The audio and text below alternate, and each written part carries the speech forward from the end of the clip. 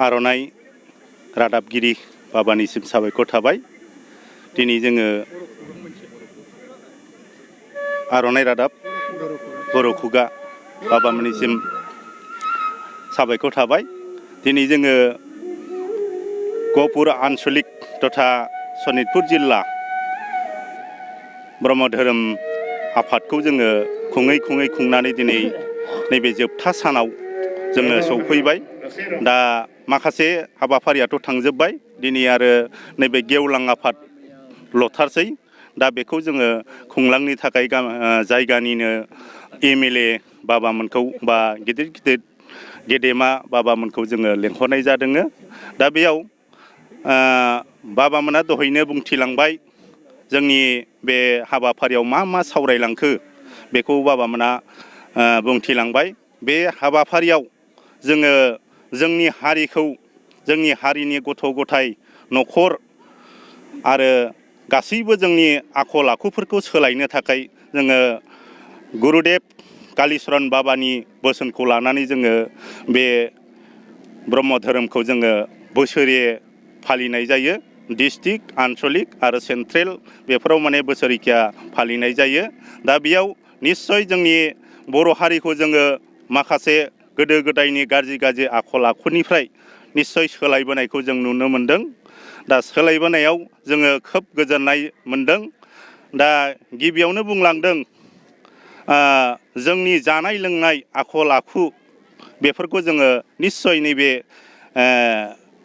नैबे जोंनि अधिबेसनफोरनिफ्राय जोङो धोरोम खान्थिनिफ्राय जोङो निस्सय एसेबाबो सोलायहोनो हानायखौ जोङो गोजोननाय मोनदों। दा आङो बुरजा बुंला, बेखिनिखौनो बुंनानै इसोरनि खाथियाव आर'ज खालामबाय जाहाथे बेबायदिनो जोङो बर' हारिखौ जोङो बे धोरोमनि गेजेरजोंनो फोसाबलांनो हायो।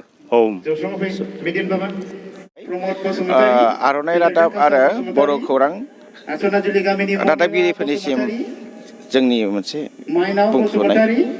जोङो 47थि गहपुर आन्चलिक ब्रह्म धोरोम आफाद आरो खुंगा 11थि ब्रह्म धोरोम आइजो आफाद आरो खुंगा 37 गहपुर लाइमोन आफाद लोगोसे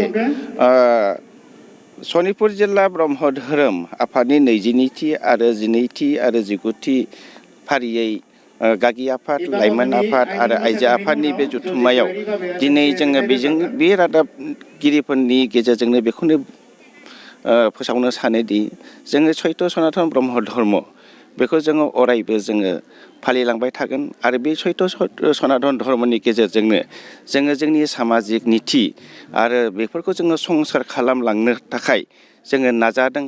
लाइमोन आफाद जानानै, आइजो आफादनि जानानै आरो जोङो गागि आफादनि जोङो जथायैनो जोंनि सामाजिक निथिखौ जाहाथे जोङो संसार खालामलांनो हायो आरो बेजों लोगोसे जोंनि गिज्रा आखल आखु बेफोरखौ जोङो फोसाबलांनो हायो। लोगोसेयैनो जोंनि बे सैत्य सनातन धर्मनि गेजेरजोंनो जोङो माखासे शिक्षा दिक्षा सामाजिक नियम निथिफोरखौ रैखा खालामनानै दिनै जोङो माखासे सामाजिकनि जे गिज्रा आखुफोरखौ जोङो फोसाबनो जोङो नाजादों। बेजों लोगोसेनो जोङो आसा खालामो भबिष्यताव जोंनि गथ' गथायफोर, बिमा माहारिफ्रा धोरोमखौ गोबानानै आरो बे मुलुग संसारावनो आलो गोजोनै थांनानै थानानै जाहाथे बर' हारिया सैत्य सनातन धर्मखौ गोजोमनानै बर' हारिया मोनसे गोजौ थाखोआव दावखोलांनो हायो आरो बे गोजौ थाखोआव दावखोलांनायजोंनि गेजेरजोंनो जोङो मुलुग बिखायाव मोनसे बर' हारि हिसाबै आरो मोनसे गोथार सैथो धोरोम हिसाबै फोसावनानै जोङो बे ब्रह्म धोरोमनि गुरुफोरखौ जाहाथे बिश्व दरबाराव नाम थिखांनो हायो बे आसा खालामनानै जोङो नैबे जथुम्माखौ जोङो खुंनाय जायो। बेखौनो आङो रादाबगिरि बाबामोननिसिम गोसो गोरबोजों अनसायनाय होनानै आंनि बे सुंद' बेखेवनायखौ आं एसेयावनो दोनथ'नाय जाबाय। ओम। गेवलांबाबो जों सम मोननाय नङा। खुलुमबाय। नैबे आर'नाइ रादाब आरो बर' खौरां होनदों बे मिडियानि गेजेरजों जों फोरमायनो सानो जोंनि सनितपुर जिल्ला ब्रह्म धोरोम खुंगा 22थि सनितपुर जिल्ला ब्रह्म धोरोम आफाद आरो 12थि सनितपुर जिल्ला ब्रह्म धोरोम आइजो आफाद आरो खुंगा 19थि सनितपुर जिल्ला ब्रह्म धोरोम लाइमोन आफाद जयै जखनदाय मोनसे जों अधिवेशन आरो बे अधिवेशनाव जोङो शास्त्रनि बा सान्थौ बिजिरनाय लादों सानथामनि हाबाफारि लानानै दिनै गेवलां मेल दसे उनाव गलियाव जागोन आरो गेवलां मेलनि सिगां जोङो नैबे सान्थौ बिजिरनायखौ लादों मैयानिफ्रायबो जादों जानाया आरो बेहाय जों गोबां जोंनि धोरोमनि लामाजों जोंनि बे